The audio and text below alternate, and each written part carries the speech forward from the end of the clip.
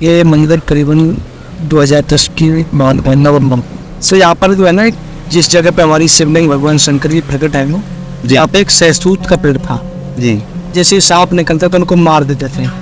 एक बार मारा, 2 बार मारा जी जी तो उन्होंने उठाया और जो हमारे पीछे हम जो बैठे ये कुआं है उन्होंने उठा के इसमें डाल दिया।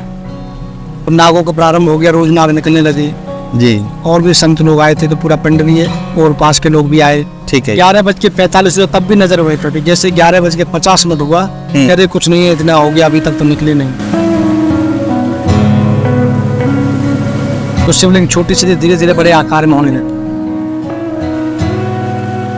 और अपने मन की कामना करिए तो आपकी मनोकामना पूर्ण होगी और बाबा के आशीर्वाद से सब कुछ मंगल है। ठीक है। हर हर महादेव, राम राम जी।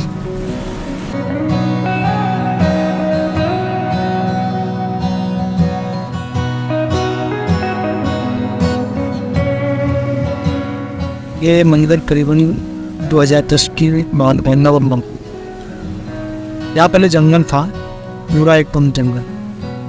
यहाँ के जो जमींदार लोग हैं वो बताते हैं कि आज से 12-13-14 साल पहले अगर दिन में कोई बंदा भी आता था तो डर लगता था। इतना भयानक जंगल से यहाँ पर जो है ना, जिस जगह पे हमारी शिवलिंग भगवान शंकर जी प्रकट है वो, यहाँ पे एक सहसूत का पेड़ था जी। उस पेड़ के नीचे से अक्सर करके सर्प निकला करता था, नागराज। जी जी। यहाँ पे एक भैया थे, आके अपने बिहार के मजदूर थे जो काम करते थे जी। तो डर के मारे जैसे सांप निकलता तो उनको मार देते थे। एक बार मारा, 2 बार मारा जी।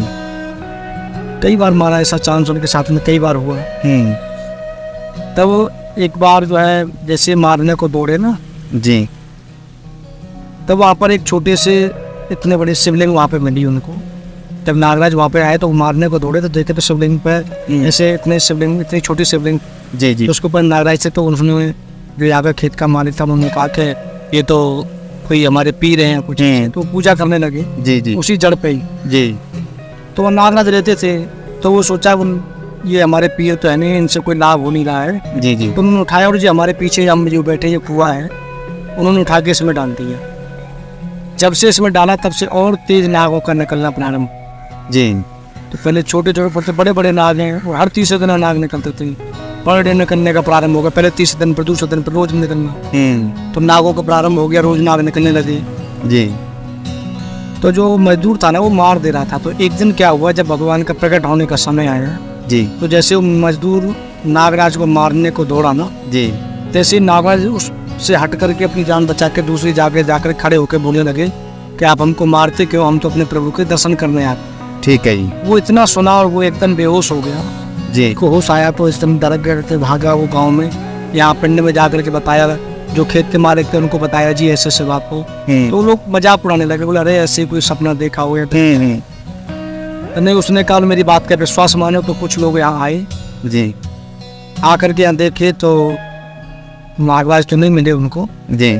हालांकि आए तो देखे थे, बोले उसने बताया बोले यहाँ पर नागराज थे, मैं वहाँ पर था, मैं से मारने को दबा। उसने जो प्रतिक्रिया उस टाइम हुई थी जी जी तो सारी प्रक्रिया बताई जी। उसके बाद तब नागराज ने बताया था कि दीपावली की रात को जी भगवान प्रकट होंगे। ठीक है शंकर जी रात के 12 बजे जी। और लाल कपड़ा यहाँ जड़ में आप डाल दीजिए। ठीक है। जैसे ये सारी बातें बताई तो मंडी अहमदगढ़ से नरेश बत्ता प्रधान है जो वर्तमान में भी जी, कई लोग थे, तमाम लोग आए हुए थे। जी जी। आकर के उन्होंने यहाँ पे देखा तो रात को और भी संत लोग आए थे, तो पूरा पिंड भी है और पास के लोग भी आए। जी। तो सब एक दूसरे की बात का मजाक बना रहे थे, कह रहे यहाँ तो कुछ नहीं है, ऐसी हंसी मजाक वाली बात। तब जो कपड़ा था लाल कपड़ा वो जड़ पे डाल दिया। ठीक है जी। जैसे ही 11:40 हुआ जी, सब लोगों की नजर वहीं पर थी। ठीक है। 11:45 तब भी नजर वहीं पर थी। जैसे 11:50 हुआ तो लोगों की नजर बहकने लगी, कह रहे कुछ नहीं है, इतना हो गया, अभी तक तो निकले नहीं। जैसे लोगों की नजर उठी, ठीक 12 बजे वो कपड़ा अपने आप हिल गया।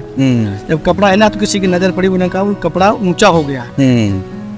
तो उस कपड़े को हटाए, कौन किसी की हिम्मत नहीं हुई, डर के मारे।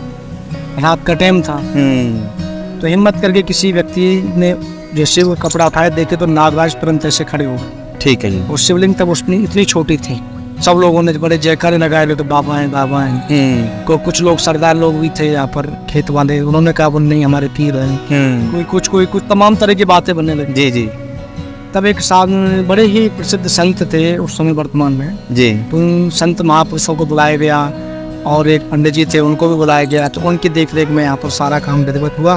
तो उन जो साधु जी थे ना उनको बुलाया गया जी। उन्होंने कहा बोल मैं यहाँ रात को रुक करके देखूंगा, तब मैं बताऊंगा कि भगवान शंकर जी हैं कोई और है। तो सबने उनकी बात मानी, ठीक है महाराज जी आप रुके। तो महाराज जी इस मोटर में रुके रात में जी। तब उनको यहाँ ना घंटे की आवाज़ सुनाई देना, शंख की आवाज़ सुनाई देना, जैसे मंगल गीत हो रहे हैं किसी आह्वान का। तो उस हिसाब से उनको जब सुनाई पड़ा तब उन्होंने सुबह में दूसरे दिन जब लोग बाग आए तो उन्होंने कहा बोल भाई ये शंकर जी हैं और हमारे शंकर भगवान हैं जी। तो नागराज वहीं रहते थे। तो धीरे धीरे लोगों का तांता लगने लगा, जैसे जैसे पता चला वैसे वैसे यहाँ लोग बाग आने लगे, मीना लगने लगा जी। तो शिवलिंग छोटी सी धीरे धीरे बड़े आकार में होने लगे। ठीक है। और जो संत थे उन्होंने भविष्यवाणी की कि आने वाले समय में शिवलिंग जो है 6.5 फुट की जाएगी जी। शिवलिंग इतनी बड़ी थी और आप मान लो 13 साल में इतनी बड़ी शिवलिंग हो गई है।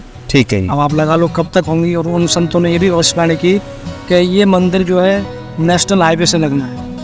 अच्छा जी। तो लोगों ने कल्पना की कि ये मंदिर यहाँ पर है, यहाँ से 2 किलोमीटर आगे वो है, या हाईवे वहाँ जाएगा या मंदिर जहाँ से उठ के वहाँ जाएगा।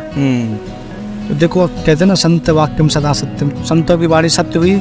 आज आपके सामने से यहाँ से मंदिर की से नेशनल हाईवे निकल रहा है जो दिल्ली से चल के जम्मू जा रहा है। तो नागराज उस समय नागराज आते थे, धीरे धीरे मंदिर का विकास होने लगा, लोग बाग जुड़ने लगे। तो वही है कि धीरे धीरे बाबा का आशीर्वाद से और जाकी रही भावना, जैसे मूड दिन थे कि तैसी जो जैसी भावना करता है वैसे दर्शन मिल जाते हैं बाबा को। आप 10 मिनट 15 मिनट नेत्र बंद करके भगवान के सामने विराजमान होइए और अपने मन की कामना करिए तो आपकी मनोकामना पूर्ण होगी और शीघ्र आपको दर्शन भी देंगे। ऐसी यहाँ की परंपरा बड़ा प्राचीन है, बड़े सुख शांति समृद्धि यहाँ सब कुछ मिलती है और बाबा के आशीर्वाद से सब कुछ मंगल है। ठीक है, थैंक यू। हर हर महादेव, राम राम जी।